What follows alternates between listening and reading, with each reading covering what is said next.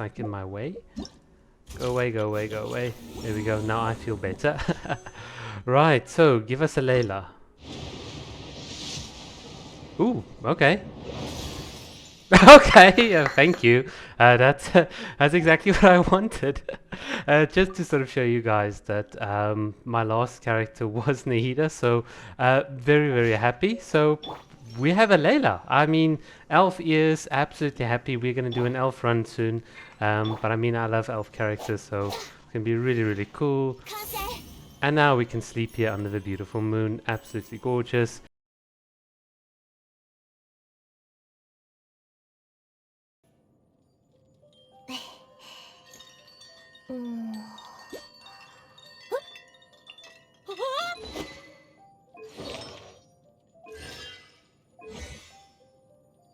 Alright, so let's go into the abyss with Layla. Of course, this is just going to be a bit of a first impressions, me playing with the character and so on, and you'll sort of see what I do. It's going to be quite fun, but before we get into Layla, of course, we have to give a bit of acknowledgement to Nilo. I haven't really sort of shown you a proper Nilo showcase since this new abyss came out, so whilst this is not the fastest you could do so because there's RNG, there's builds and all sorts of things mattering, it is kind of fun to sort of see just how much you can get out of this team just with Nilo existing. The amount that she is contributing is just so satisfying, as you saw there. Right, so let's actually move on to Layla. So what's the point of another Cryo Shielder? We obviously have characters like Leona and so on. Well, the first thing that you'll notice if you sort of get Layla is that her shield is a bit stronger than Diona, so that's something that's like really good. And the whole point of shields in Genshin Impact is not so that you can just stand there and not take any hits and so on. It's just there to complement your playstyle, to give you, in a certain sense, like infinite interruption to resistance for like a very short period, as well as reduce the margin of errors when you do make mistakes and so on. So for instance, the Thunder Manifestation here is kind of like very tricky. His little Thunder Cage here will absolutely break Layla's shield very quickly, but as I'm trying to avoid it, I didn't really take any damage on my Ayaka. So whilst I was actively running around, the shield sort of gave me more leeway in order to maneuver around without taking damage, and since it's stronger than Diona's shield, it can actually give you much more leeway, as you'll see sort of in the next chamber once we get there. And this is really what I kind of find helpful with Layla. And of course, the fact is she can synergize really well with Shenhe as well, because those Icy Quills have another user that they can potentially go onto. And if you're someone like me and you've got, let's say, a C4 or a C6 Shenhe, then obviously having another user sort of almost maxing out your Sky Frost Lantern stacks is kind of useful, because then it means your Shenhe can also then hit harder a bit later on. So absolutely love it, and that's why I think she's just so good.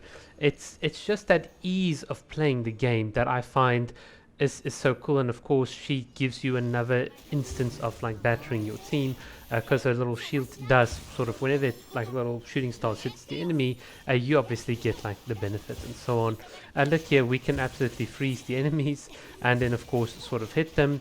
My Yelan is of course the big tank here, but what Layla does allow my Yelan to do is to sort of be a bit more aggressive. These little icy spikes on the ground is obviously still like damaging Yelan, but the little cryo shield from Layla is obviously making up for this. Now the other thing that I also find, which is like really cool here with Layla, is the fact that she has this almost constant cryo application. There's obviously like, you know, there's a limit to how much stars she can shoot out and so on, but when I'm busy with, let's say, Yelan in a team like this, I can actually lose a lot of my freezing if I don't have, let's say, Shenhe's Elemental Burst online, or I'm sort of actively hitting with Ayaka. And what happens here is just by switching, just by shielding with Layla and then swapping to Yelan doing her Elemental Burst and attacking, I can still keep the enemies frozen even if my other characters are on cooldown. And I find that to be really cool. So that's way more active than a character like Diona, and it's always something to not really scoff at.